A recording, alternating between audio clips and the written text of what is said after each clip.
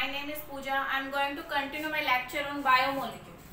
हम बायोलॉजी का class 11th का चैप्टर पढ़ रहे हैं बायोमोलिक्यूल्स। और इस चैप्टर में हम क्या क्या कंप्लीट कर चुके हैं। हमने अपने प्रीवियस लेक्चर में इंट्रो पढ़ी थी। सबसे पहले हमने बायोमोलिक्यूल्स की इंट्रो पढ़ी थी। क्या पढ़ा था कि कार्बन कंटेनिंग ऑर्गेनिक कंपाउंड्स होते हैं। कार्बन कंटेनिंग ऑर्गेनिक कंपाउंड्स, इससे रिलेटेड हम पढ़ चुके हैं। उसके बाद हमने क्या कंटिन्यू किया था, अमीनो एसिड्स को पढ़ा था। उसके बाद हमने लिपिड्स को भी कंटिन्यू किया था। और मैंने आपको बताया था जैसे केमिस्ट्री में हम अपने एलिमेंट्स को क्लासिफाई करते हैं जैसे फंक्शनल ग्रुप के बेसिस पे हो गया, या फिर हम पर्टिकुलर उनके एनालिसिस भी कर देते हैं। कोई कंपाउंड डिटेक्ट करना, जैसे नाइट्रोजन डिटेक्ट करना है या कार्बन डिटेक्ट करना है, इस टाइप से मतलब हम एनालिसिस भी करते हैं उसमें। तो बायोलॉजी में हम कैसे क्लासिफाई करते हैं, मैंने आपको बताया था कि अमीनो एसिड हो गया, लिपिड हो गया, नाइट्रोजनस बेस हो गया, नाइट्रोजनस बेस, न्यूक्लियोसाइड, न्यूक्लियोटाइड। तो आज हम क्या डिस्कस करने जा रहे हैं कि मैंने बताया कि कार्बन कंटेनिंग ऑर्गेनिक कंपाउंड्स होते हैं तो इनमें हेटेरोसाइक्लिक रिंग भी देखने को मिलती है। हमें क्या देखने को मिलती है, हेटेरोसाइक्लिक रिंग। जब हम केमिस्ट्री में देखते हैं, हेटेरो का मतलब क्या होता है, डिफरेंट। ये केमिस्ट्री में आता है हेटेरोसाइक्लिक कंपाउंड्स, डिफरेंट। मतलब अगर मेरे पास ये कार्बन चेन है, कोई ये होगी मेरे पास कोई कार्बन चेन, अगर इसका एक कार्बन में रिप्लेस कर दूं किसी different atom like nitrogen, oxygen, sulphur, phosphorus, तो उसको हम बोलेंगे हेटेरोसाइक्लिक रिंग। तो ये तो हेटेरोसाइक्लिक रिंग के बारे में। अब हम जो पढ़ने जा रहे हैं उसमें हेटेरोसाइक्लिक रिंग देखने को मिलती है। हम स्टार्ट कर रहे हैं अपना टॉपिक नाइट्रोजनस बेस से। किससे स्टार्ट करने जा रहे हैं हम अपना टॉपिक, नाइट्रोजनस बेस के बारे में हम पढ़ेंगे। हम स्टार्ट करने जा रहे हैं नाइट्रोजनस बेस।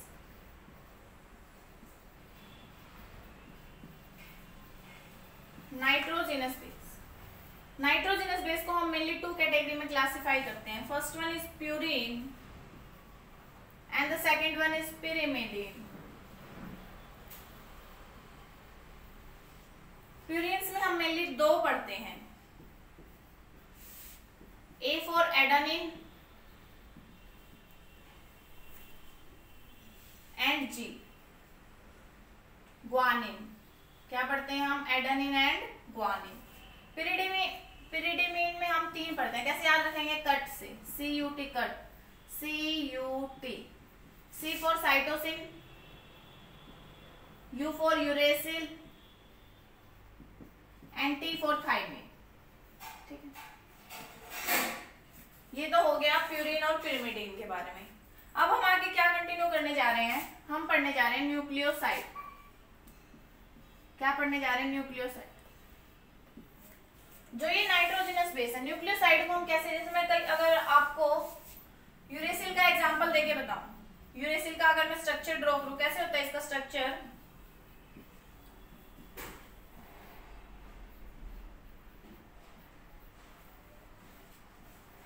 इस टाइप से। ध्यान से देखना, यहाँ पे नाइट्रोजन एटम आ गया रिंग में, यहाँ पे नाइट्रोजन एटम आ गया, तो इसको हम होमोसाइक्लिक रिंग थोड़ी बोलेंगे। यहाँ पे कार्बन भी है और नाइट्रोजन भी है मेरे पास रिंग में, तो इसको हम बोलेंगे हेटेरोसाइक्लिक रिंग। ये स्ट्रक्चर होता है यूरेसिल का। मतलब जितने भी मैंने यहाँ पे लिखे हैं, एडेनिन, ग्वानिन, साइटोसिन, इस टाइप से आपको हेटेरोसाइक्लिक रिंग हर एक में देखने को मिलती है। हम न्यूक्लियोसाइड के बारे में पढ़ते हैं। न्यूक्लियोसाइड क्या होते हैं, नाइट्रोजनस बेस। क्या होते हैं ये, नाइट्रोजनस बेस प्लस शुगर। क्या लिखा है, मैंने ध्यान देना है, नाइट्रोजनस बेस प्लस शुगर, मतलब शुगर इनके साथ लिंक होगी। जैसे अब इनमें क्या आ जाएगा, जितने भी मैंने यहाँ पे ये नाइट्रोजनस बेस लिखे हैं, इनसे मैं न्यूक्लियोसाइड बना सकती हूँ। कैसे, अगर मैं एडेनिन से बनाऊंगी तो मैं उसको बोलूंगी एडिनोसाइन। क्या वर्ड एक्स्ट्रा ऐड किया है मैंने, साइन। अब ग्वानिन से बनाऊंगी तो बोलूंगी ग्वानोसाइन। क्या बोलूंगी, ग्वानोसाइन। इस टाइप से साइटिडीन,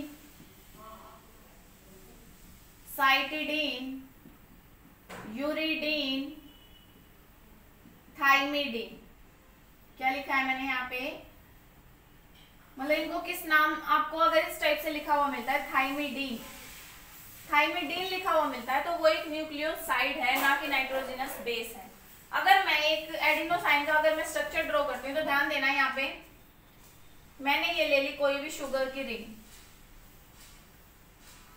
ये मैंने कोई 5 मेंबर शुगर ले ली, मान लो फ्रक्टोज ही ले ली, ये हो गया CH2OH। अब इसके एक एंड पे मैंने यहाँ पे अपना नाइट्रोजनस बेस ऐड कर दिया, एडेनिन।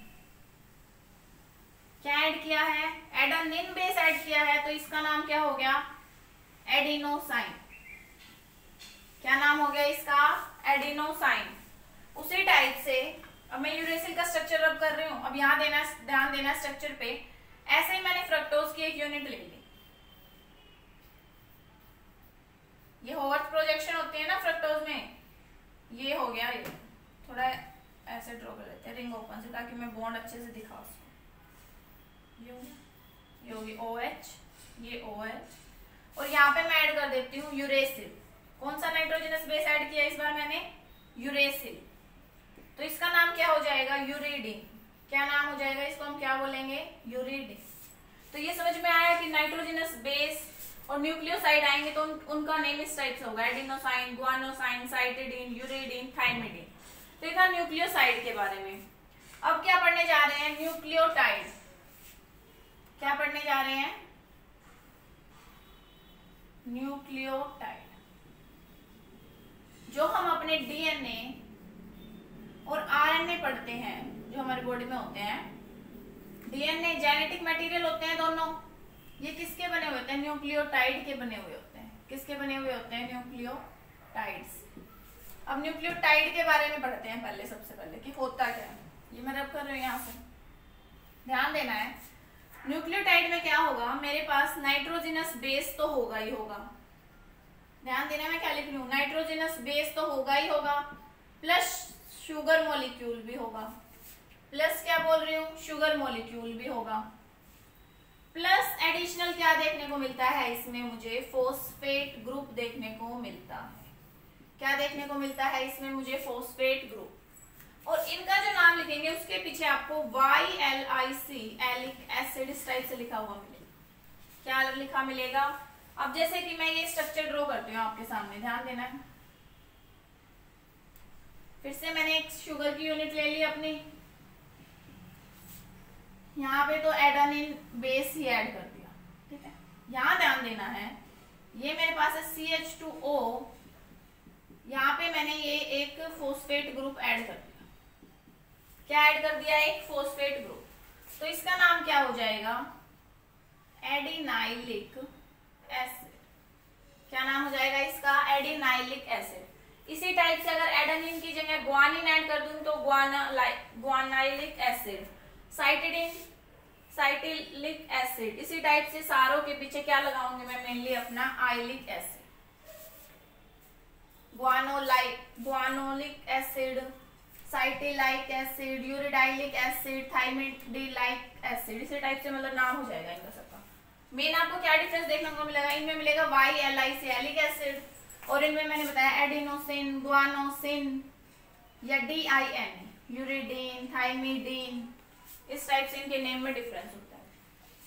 तो ये बातें थी कि न्यूक्लियोटाइड, न्यूक्लियोसाइड होते क्या है, इनके बारे में ये बातें आपको ध्यान रखें। अब एक बार इनको आगे देख लेते हैं कि इनमें हमें क्या पता होना चाहिए। और एक बार मैं इनको समरी कर देती हूँ इनकी कंप्लीट, ताकि आपको डिफरेंस अच्छे से पता चल जाए कि नाइट्रोजनस बेस। अब ध्यान देना, मैं यहाँ पे लिख रही हूँ अपना नाइट्रोजनस बेस।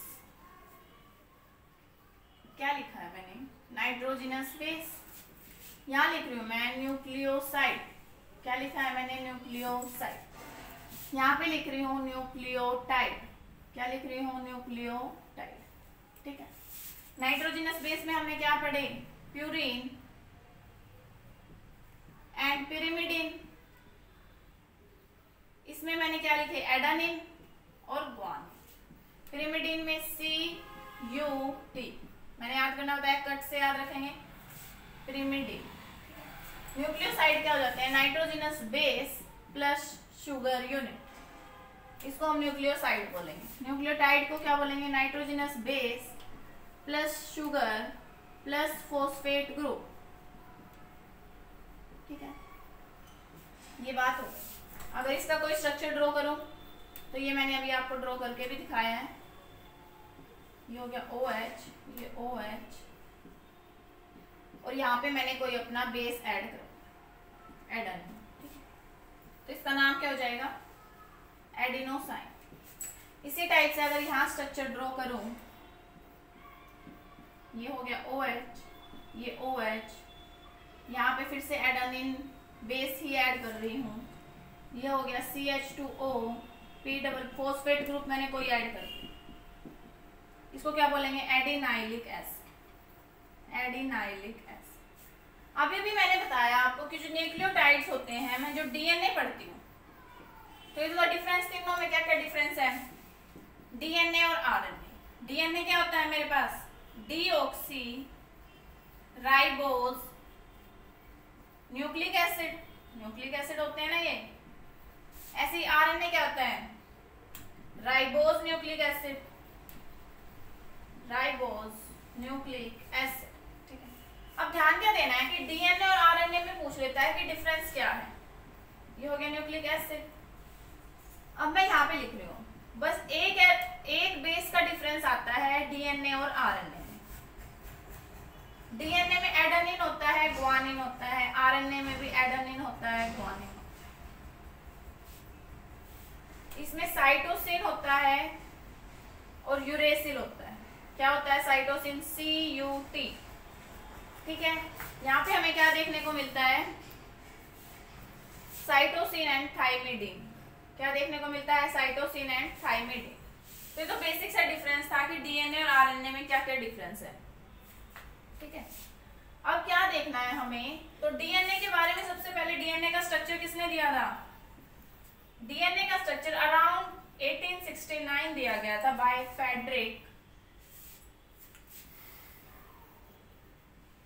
Frederick micellar. किसने दिया था, फ्रेडरिक मिसलर।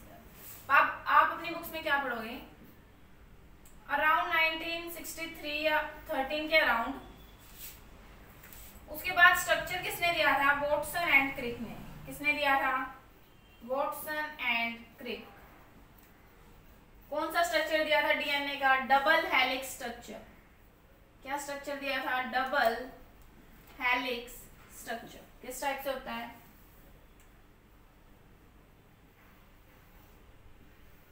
कुछ इस टाइप से। डबल हेलिक्स स्ट्रक्चर हमें DNA का किसने दिया था, वॉटसन एंड क्रिक। इनको हम आगे पढ़ेंगे। अब हमारा नेक्स्ट टॉपिक क्या है इस चैप्टर में, मेटाबोलाइट्स। क्या है अब हमारा नेक्स्ट टॉपिक, अब हम क्या पढ़ने जा रहे हैं, मेटाबोलाइट्स।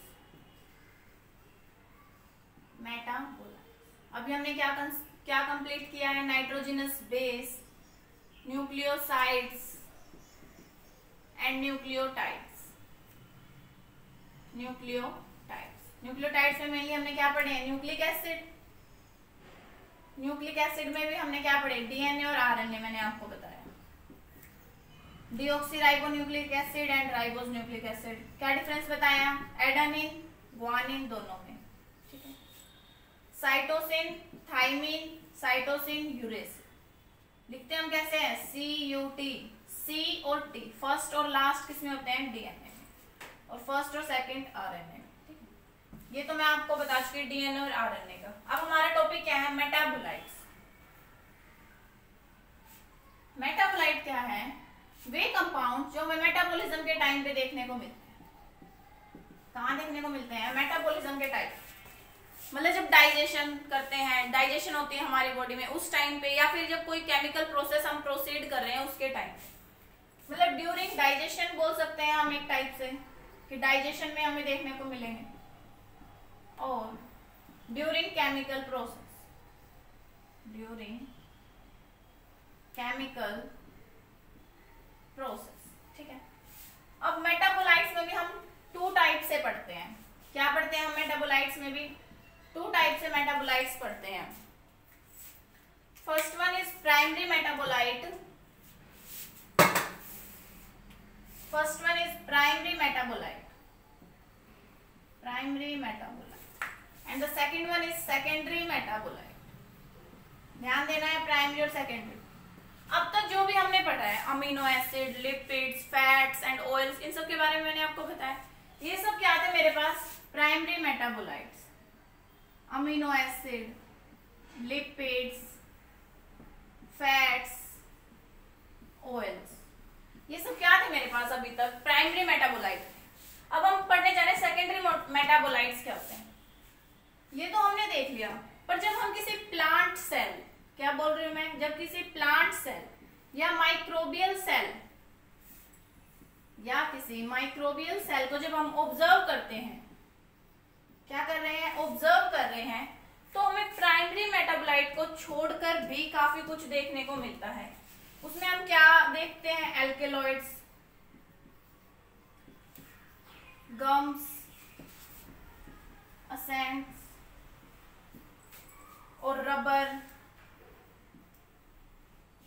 ठीक है। पॉलीमेरिक सब्सटेंस बोल सकते हैं, उसका एग्जांपल है ये पॉलीमेरिक सब्सटेंस। पिगमेंट देखने को मिलते हैं बहुत सारे, ठीक है। तो सेकेंडरी मेटाबोलाइट में जो हमें ये सब देखने को मिलता है, इनके बारे में हम एक टेबल ड्रॉ करेंगे, उसके अकॉर्डिंग समझेंगे कि एल्केलॉइड्स में हम किसको कंसिडर करेंगे, पॉलीमेरिक सब्सटेंस में किसको, पिगमेंट्स में किसको।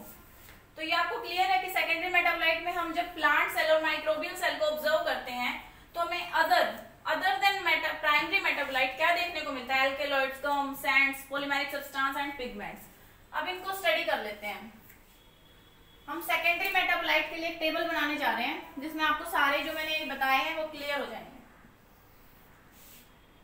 अब जो हम क्या करने जा रहे हैं, सेकेंडरी मेटाबोलाइट पढ़ने जा रहे हैं ना, उसमें सबसे पहले देखते हैं हम पिगमेंट्स। क्या देखते हैं हम? पिगमेंट। जैसे कैरोटीनॉइड्स होते हैं, कैरोटीनॉइड्स। जो हम कैरेट खाते हैं, गाजर, उसका जो रेड कलर होता है, क्या बोला मैंने? कैरेट का red colour due to carotene होता है। किस पिगमेंट की वजह से होता है? कैरोटीन पिगमेंट की वजह से होता है। सेकंड वन क्या पढ़ने जा रहे हैं हम? एल्केलॉइड्स, ठीक है। एल्केलॉइड्स में हम क्या देख लेते हैं? जैसे हमारे पास ये मॉर्फिन है, ड्रग है ना, मॉर्फिन, कोडीन, ये क्या होते हैं? नार्कोटिक ड्रग्स होते हैं, नार्कोटिक ड्रग्स होते हैं। उसके बाद पढ़ लेते हैं टर्पीन्स, टर्पिनॉइड्स। टर्पिनॉइड्स में हम पढ़ लेते हैं मोनोटर्पिन, डाइटर्पिन, ट्राइटर्पिन। ये क्या होते हैं? एक टाइप से हर्बल मेडिसिन का काम करते हैं। किसका काम करते हैं? हर्बल मेडिसिन का काम करते हैं। अब नेक्स्ट हम इसमें देख लेते हैं पॉलीमेरिक सब्सटेंस।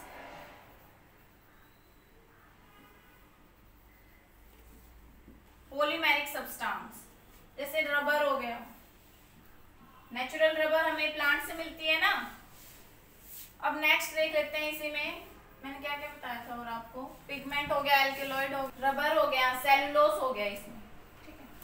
ये हो गए पॉलीमेरिक सब्सटेंस। इसी टाइप से हमारे पास एसेंशियल ऑयल्स भी हमें देखने को मिलते हैं। एसेंशियल ऑयल्स में हमारे पास आ गया जैसे एग्जांपल लेमन ग्रास ऑयल। क्या एग्जांपल दिया है मैंने? Lemon grass oil. ये हेल्पफुल है एंजाइटी को रिड्यूस करने में। क्या करता है? रिड्यूस करता है एंजाइटी, स्ट्रेस, ठीक है। उसके बाद एसेंशियल ऑयल्स के बाद देख लेते हैं टॉक्सिन, राइसिन। ये हमें कैस्टर बीन से मिलता है। कैस्टर बीन से हमें ये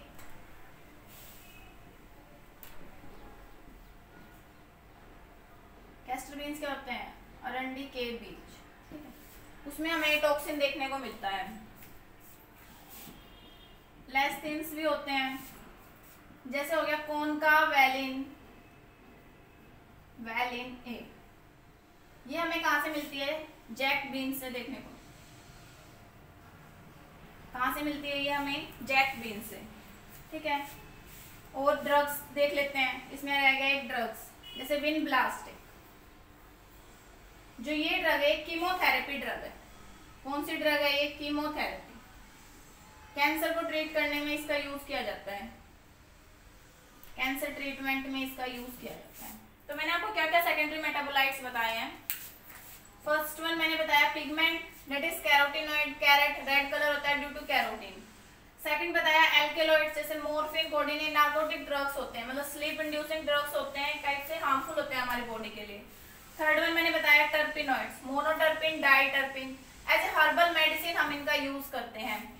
फोर्थ वन मैंने बताया आपको पॉलीमेरिक सब्सटेंस, रबर हो गया, सेलुलोज हो गया, ये हमें नेचुरल नेचर से ही मिलते हैं। ये सारे जो एलिमेंट्स हैं, essential oil, lemon grass oil, stress को रिड्यूस करने में और एंजाइटी को रिड्यूस करने में हेल्पफुल है। नेक्स्ट वन सिक्स्थ है टॉक्सिन, जैसे मैंने राइसिन का एग्जांपल दिया है यहाँ पे, ये कैस्टर बीन से हमें देखने को मिलता है। Seventh one lectins, concanavalin A, jack bean से हमें ये मिलता है। ये क्या होते हैं? कार्बोहाइड्रेट बाइंडिंग में हेल्प करते हैं, कार्बोहाइड्रेट बाइंडिंग में ये हमारी हेल्प करते हैं। ड्रग्स, जैसे विनब्लास्टिक का मैंने एग्जांपल दिया, कीमोथेरेपी ड्रग है, कैंसर को ट्रीट करने के लिए यूज की जाती है। नेक्स्ट स्टार्ट करने जा रहे हैं इसी चैप्टर में प्रोटीन्स। क्या स्टार्ट करने जा रहे हैं? प्रोटीन। क्या कंप्लीट कर चुके हैं? अमीनो एसिड, इनके आप बार बार रिवीजन करते रहेंगे ताकि आपको ये सब इनके कंसेप्ट क्लियर रहे। लिपिड्स कंप्लीट कर चुके हैं, उसके बाद नाइट्रोजनस बेस, न्यूक्लियोटाइड, न्यूक्लियोसाइड, ये सब हम अपने लेक्चर में कंप्लीट कर चुके हैं। और मेटाबोलाइट्स, अभी रिसेंटली तो हमने यही किया ना, मेटाबोलाइट्स। तो प्रोटीन्स क्या होते हैं? Proteins are polymer of amino acid. क्या लिखा है मैंने? किसके पॉलीमर होते हैं ये? Amino acid. इनको पॉलीपेप्टाइड्स भी बोला जाता है। क्या बोला जाता है? पॉलीपेप्टाइड। पॉलीपेप्टाइड्स मतलब पेप्टाइड लिंकेज जो होती है, इसमें अमाइड लिंकेज देखने को मिलती है हमें। क्या लिंकेज देखने को मिलती है? Amide linkage. क्या लिखा है मैंने यहाँ पे? Amide linkage. और जो प्रोटीन्स होते हैं वो हेट्रोपॉलीमर होते हैं। क्या होते हैं? Heteropolymer, not homopolymer. होमोपॉलीमर, ये हो गया प्रोटीन के बारे में। हेट्रोपॉलीमर होते हैं, ना कि होमोपॉलीमर। अब क्या है कि प्रोटीन्स का क्या फंक्शन होता है हमारी बॉडी में? जो न्यूट्रिएंट्स होते हैं उनको सेल को ट्रांसपोर्ट करते हैं, साथ साथ कुछ हार्मोन्स की फॉर्मेशन में भी इनका हेल्पफुल होते हैं, और एंजाइम्स में भी इनका रोल होता है। मतलब हार्मोन्स हो गए हमारी बॉडी में, एंजाइम्स हो गए, मतलब न्यूट्रिएंट्स ट्रांसपोर्ट करने हैं, ट्रांसपोर्ट टू सेल, मतलब प्रोटीन का उसमें मेन रोल रहता है। तो हम प्रोटीन्स की कुछ प्रोटीन्स पढ़ेंगे, साथ साथ उनके फंक्शंस को भी पढ़ेंगे। तो स्टार्ट करते हैं तो प्रोटीन के बारे में कि पॉलीमर है अमीनो एसिड के, पॉलीपेप्टाइड्स होते हैं, हेट्रोपॉलीमर बोलते हैं, ना कि होमोपॉलीमर। अब प्रोटीन पढ़ने जा रहे हैं, डिफरेंट टाइप के, उनका फंक्शन पढ़ेंगे। यहाँ पे तो मैं लिखूंगी प्रोटीन, यहाँ मैं उसका लिखूंगी फंक्शन। सबसे पहले मैंने लिखा है प्रोटीन कोलेजन। जो ये प्रोटीन होता है मोस्ट अबंडेंट प्रोटीन होता है एनिमल्स में। क्या लिखा है मैंने? मोस्ट अबंडेंट प्रोटीन इन एनिमल्स। अब कोलेजन हमारी बॉडी में क्या करता है? ये काम स्ट्रेंथ देने का काम करता है हमारी बॉडी को। क्या देता है ये? हमारी बॉडी को स्ट्रेंथ देता है। साथ साथ ये हमारी बॉडी में स्ट्रेंथ देने का काम पाया जाता है हमारी मसल्स में, स्किन में हमें देखने को मिलता है कोलेजन प्रोटीन। ठीक है, तो इसका मेन फंक्शन क्या हुआ कि एक टाइप से ये न्यूट्रिएंट से ट्रांसपोर्ट करने का काम करता है। टेंडन्स में भी हमें ये देखने को मिलता है। तो इसका फंक्शन यहाँ लिख देती हूँ। क्या काम करता है? स्ट्रेंथ देने का काम करता है body, provide strength to the body. ये तो मैंने इसके बारे में आपको बताया कि मसल्स में देखने को मिलता है, स्किन्स में और टेंडन्स में। अब नेक्स्ट हम पढ़ने जा रहे हैं यहाँ पे ट्रिप्सिन।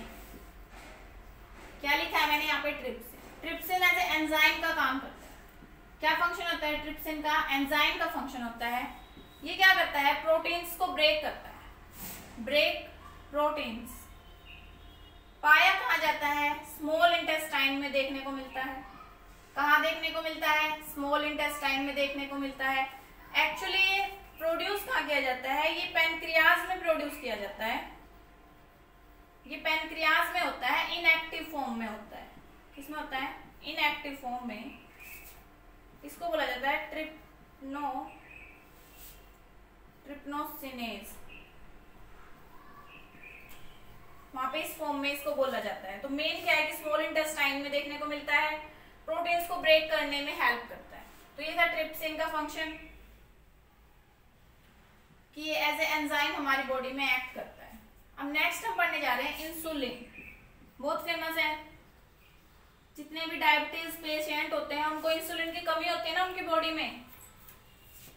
इंसुलिन भी कहाँ देखने को मिलता है? पैनक्रियाज सीक्रेट करता है। इंसुलिन को भी कौन सीक्रेट करता है? ये एक हार्मोन है हमारी बॉडी। इस हार्मोन का क्या काम है? कि ये देखता है कि ग्लूकोज हमारी बॉडी में प्रोवाइड करे एनर्जी। इस चीज को कौन देखता है हमारी बॉडी में? इंसुलिन। जब इंसुलिन अपना फंक्शन प्रॉपरली नहीं करता तो डायबिटीज होती है पेशेंट। जो भी कोई नॉर्मल पर्सन है अगर वो डायबिटीज है उसको, तो इसका मतलब उसकी बॉडी में जो इंसुलिन है वो प्रॉपरली फंक्शन नहीं कर रहा है। तो ये ऐसे हार्मोन है। अब receptor, protein as a receptor का भी काम करते हैं सेंसरी रिसेप्शन देने में। क्या बोला है मैंने यहाँ पे? सेंसरी रिसेप्शन देने। ठीक है। अब नेक्स्ट देख लेते हैं GLUT4। क्या लिखा है मैंने? GLUT4 glucose transporter type 4। क्या होता है ये? ग्लूकोज ट्रांसपोर्टर टाइप 4, मतलब ग्लूकोज को ट्रांसपोर्ट करने का ही मेन फंक्शन होता है इसका। क्या होता है? ग्लूकोज मॉलिक्यूल्स को ट्रांसपोर्ट करने का। कहाँ देखने को मिलता है? स्ट्रेटेड मसल्स में देखने को मिलता है। ये जब हम चैप्टर ब्रीफली पढ़ेंगे तो वहां पे बताऊंगी। स्ट्रेटेड मसल्स में मेनली कौन सी मसल्स आती हैं? Skeletal muscles and cardiac muscles हमें इसमें देखने को मिलती है। स्ट्रेटेड मसल्स की कैटेगरी में आती है स्केलेटल एंड कार्डियक मसल्स। तो GLUT4 का क्या है? मेनली ग्लूकोज को ट्रांसपोर्ट करने का इसका फंक्शन होता है। ये था GLUT4 के बारे में। ठीक है, ये हो गया कंप्लीट प्रोटीन्स के बारे में। अब एक और प्रोटीन होता है रूबिस्को। क्या नाम लिखा है मैंने? Rubisco. Ribulose bioxygenase bisphosphate carboxylase oxygenase, ये वाला मोस्ट अबंडेंट प्रोटीन है। कहाँ पे? Most abundant protein in biosphere, in whole biosphere, in whole biosphere. तो ये सब प्रोटीन्स के बारे में। पॉलीमर्स होते हैं अमीनो एसिड के, हेट्रोपॉलीमर के फॉर्म में एग्जिस्ट करते हैं। यहाँ पे मैंने कुछ डिफरेंट प्रोटीन्स आपको बताए। कोलेजन हो गया, ट्रिप्सिन हो गया, इंसुलिन हो गया, रिसेप्टर के फॉर्म में भी एक्ट करते हैं। GLUT4 भी मैंने आपको एक्सप्लेन किया। साथ साथ इनके फंक्शंस भी बताए कि हमारी बॉडी में कहाँ पाए जाते हैं और इनका क्या रोल होता है, कौन सी हमारी बॉडी का जो ऑर्गन है वो इनको सीक्रेट करता है। तो ये हो गया प्रोटीन्स के बारे में। हम अपने नेक्स्ट वीडियो लेक्चर में कंटिन्यू करेंगे स्ट्रक्चर ऑफ प्रोटीन। क्या कंटिन्यू करेंगे? कि प्रोटीन्स का हम स्ट्रक्चर डिस्कस करेंगे, स्ट्रक्चर ऑफ प्रोटीन्स। तो ये हम अपने नेक्स्ट वीडियो लेक्चर में कंटिन्यू करेंगे। Thank you.